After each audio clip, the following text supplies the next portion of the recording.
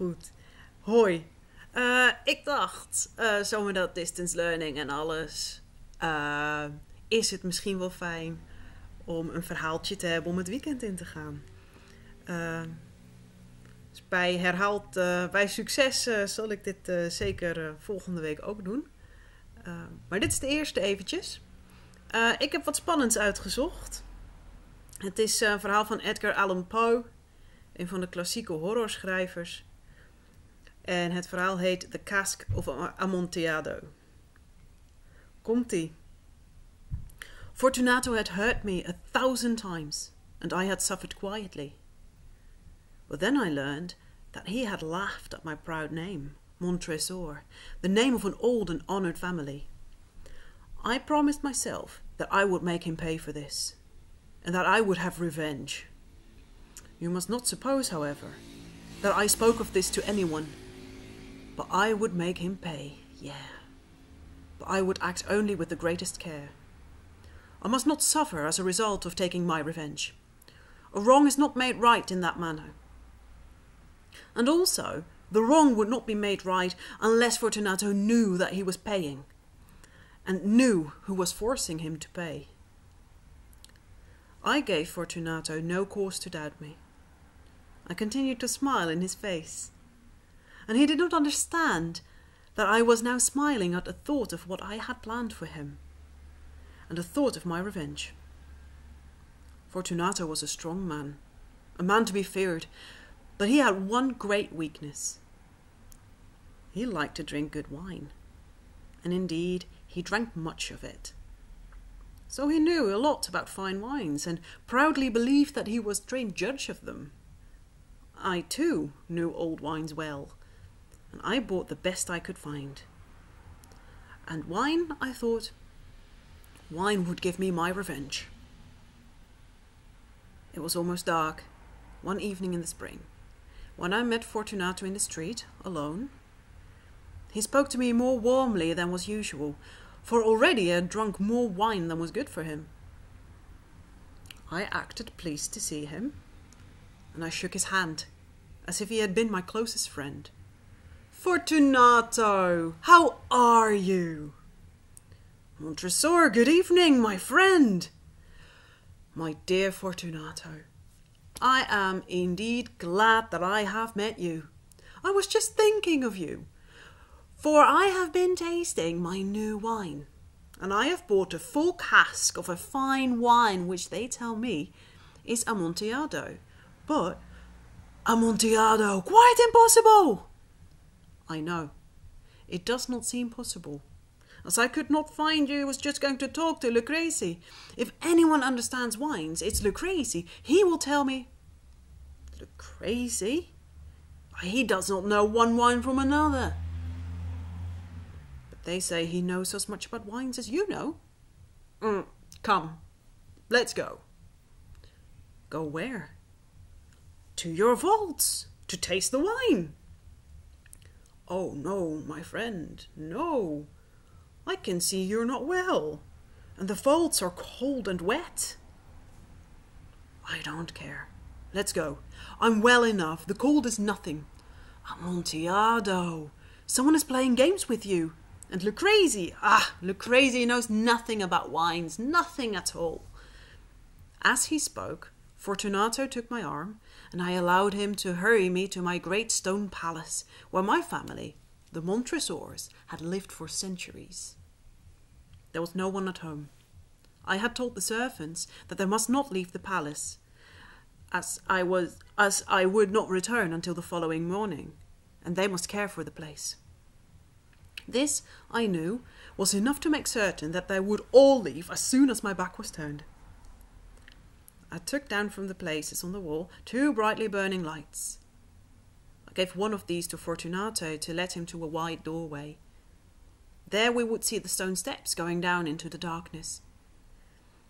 Asking him to be careful as he followed, I went down before him, down under the ground, deep under the old walls of my palace. We came finally to the bottom of the steps, and stood there a moment together. The earth which formed the floor was cold and hard. We were entering the last resting place of the dead of the Montresor family. Here too we kept our finest wines, here in the cool, dark, still air under the ground. Fortunato's step was not sure, because of the wine he'd been drinking. He looked uncertainly around him, trying to see through the thick darkness which pushed in around us. Here our brightly burning light seemed weak indeed, but our eyes soon became used to the darkness. We could see the bones of the dead lying in large piles along the walls. The stones of the walls were wet and cold. From the long rows of bottles which were lying on the floor among the bones, I chose one which contained a very good wine. Since I did not have anything to open the bottle with, I struck the stone wall with it and broke off the small end. I offered the bottle to Fortunato. "Here, Fortunato, drink some of this fine Medoc. It will help to keep us warm. Drink!" "Thank you, my friend. I drink to the dead who lie sleeping around us." "And I, Fortunato, I drink to your long life." "Oh, a very fine wine indeed. But the Amontillado?" "It's farther on. Come." We walked on for some time. We were now under the river's bed, and water fell in drops upon us from above. Deeper into the ground we went, past still more bones. "Your vaults are many and large. There seemed to be no end to them." "We are a great family, and an old one. It's not far now, but I can see you're trembling with the cold. Let us go back before it's too late." "Oh, it's nothing. Let's go on. But first, another drink of your Medoc." I took up from among the bones another bottle.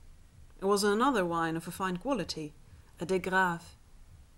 Again I broke off the neck of the bottle. Fortunato took it and drank it all without stopping for breath. He laughed and threw the empty bottle over his shoulder.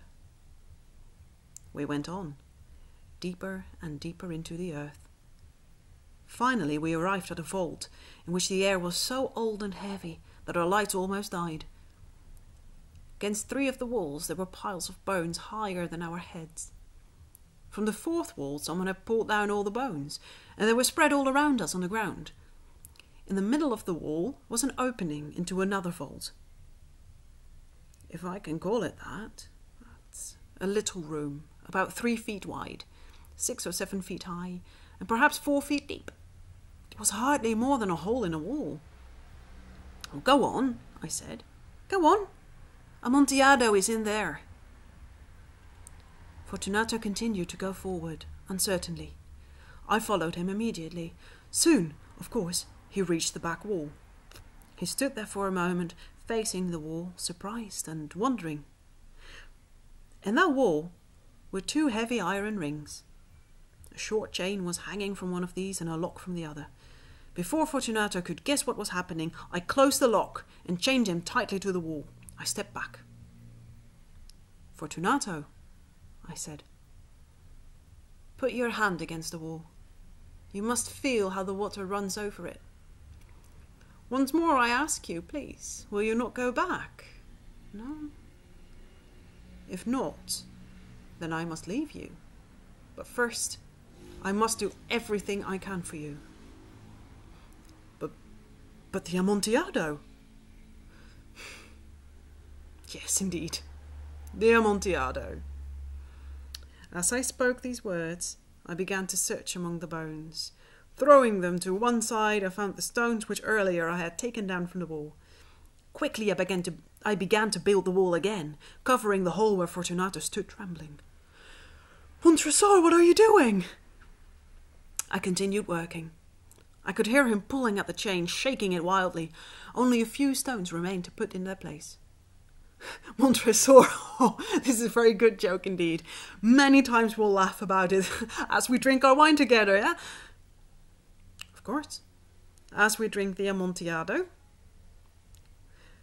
"But is it not late? Should we not go back? They'll be expecting us. Let's go." Let us go." As I said this, I lifted the last stone from the ground. "Oh, mon trésor, for the love of God!" "Yes, for the love of God." I heard no answer. "Fortunato!" I cried. "Fortunato!" I heard only a soft, low sound, a half-cry of fear. My heart grew sick. Must have been the cold. I hurried to force the last stone into its position, and I put the old bones again in a pile against the wall. For half a century now, no human hand has touched them. May he rest in peace. Beetje spooky. Maar wel een mooi verhaal, toch? Ik wens jullie allemaal een heel goed weekend. Blijf uit de kelder. En heel veel succes weer volgende week.